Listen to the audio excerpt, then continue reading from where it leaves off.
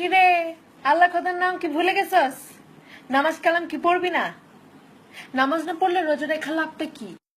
কোনো ভাজা পোড়া বানাবো না, বেশি বেশি করে ফলমূল খাইতে হবে, আর একেবারে ডিনার করে ফেলবো। মনে কর রোজা ভাঙবো, একটু জিলাপি আর একটু ছোট।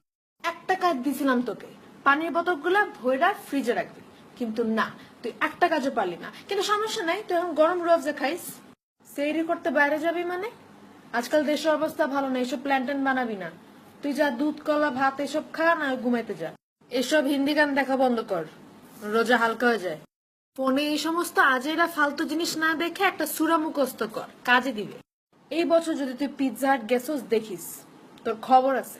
আমি চুলায় পিৎজা বানাইতে পারি, আমি বানাই দিতেছি তো। ঘন্টার পর ঘন্টা ফেসবুক চালাতে পারো, কিন্তু তারাবি পড়ার সময় তোমার ধৈর্য থাকে না, তাই না? রোজা তুই একা রাখোস না, সবাই রাখে, আমিও রাখি। কই আমি তো কোনো চিল্লাই না, তুইও তো চিল্লাস কেন? হ্যাঁ, আর 5 ঘন্টা আছে, যা আল্লাহ বিল্লাহ কর। ওই দরজা খুল, সেরি সময় হয়ে গেছে। দরজা লক করছিস কেন? হ্যাঁ, কার লাগে কথা কস? এত প্রাইভেসি লাগে কিসের তোর? সারাদিন ঘুমাইলে কি রোজা হবে? আল্লাহ কি রমজান মাস আরাম করতে দিছে? তুই কি রোজা রাখোস নাকি ডায়েট করস বলতো?